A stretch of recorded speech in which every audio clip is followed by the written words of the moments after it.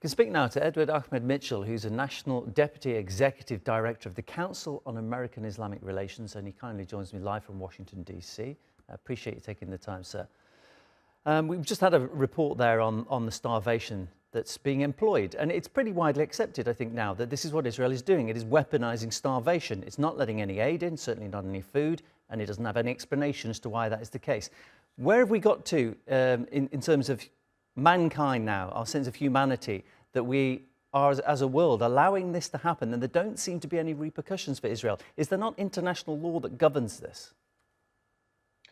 Let's be frank, international law is dead. It does not exist, because if a country can get away with starving 2 million people to death while the world watches in violation of every basic principle of international law, then there is no international law, especially as far as Western nations are concerned. Mr. Netanyahu is openly starving the entire population of Gaza, as well as the Israeli hostages still held in Gaza. And he's doing this for political reasons. He is a truly evil man who should be mentioned alongside some of the worst war criminals of the past century. And it's long past time for not only Western nations that claim to support human rights, but Muslim nations, especially in the Arab world, to stand up and stop this madness that we're watching unfold. And I mean, you explained there that really there isn't international law anymore in effect. And the discrepancy between international law, or the lack of it, and what we are used to in our day-to-day lives, law within our own countries, is remarkable. For example, let's look at the US role in all of this. If you were supplying a weapon to somebody who carried out a crime, you'd be found guilty of some kind of offence. If you were encouraging that person, as Donald Trump has done to Israel, encouraging them to remove Palestinians from Gaza, if you did that and somebody carried out some kind of crime, you were encouraging them, you would be found guilty of some kind of offence. There's nothing to find the US, it seems, legally responsible for. Is it just going to be the court of public opinion that they will have to stand in front of?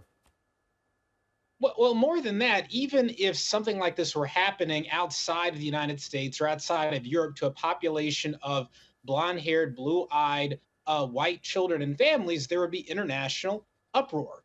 Because this is ultimately about anti-Palestinian racism. There is just utter indifference in the capitals of many Western nations to the suffering of Black, brown, and Muslim people. They would much rather let these people starve to death than confront the Israeli government. So sadly, look, again, international law is dead. And now it's up to people who care about justice and humanity, who believe in and fear God, to do something to stop the Israeli government, because clearly Western nations are going to do it. Clearly, the Israeli government is not going to stop itself. And so there has to be a radical rethink of what must be done to put pressure on this government to stop it.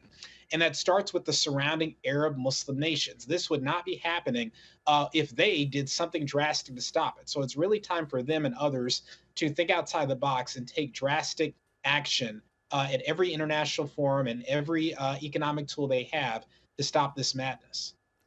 I cling to the belief that the hope that people around the world are fundamentally the same in terms of their needs, desires, and the sense of right and wrong. And we've seen protests globally against what's happening in Gaza. But what about the people within Israel? Because public opinion seems to be predominantly in favour of the Israeli military's actions. Now, the people of Israel must see that there are lots of innocent women and children dying. Can you understand how it is they are still in favour of that happening and more death?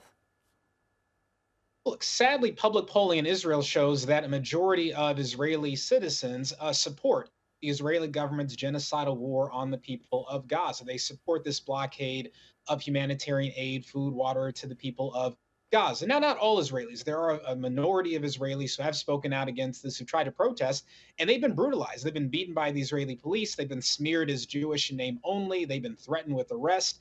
And so the fact is, the Israeli government not only wants to suppress free speech in America, they suppress free speech in their own country. Because they do not and cannot tolerate any dissent. As small as that dissent is within the Israeli nation, the Israeli government cannot even tolerate that. So again, I'm not counting on that minority of Israeli activists and people to be able to stop this government. It's really going to have to be the people of the world who have a conscience coming together, whether they're Arab, Muslim, Christian, atheist, Jewish, Israeli, coming together and saying, what can we do to take drastic action to stop Netanyahu and his government? Because Western nations clearly are not willing to do what needs to be done to stop it.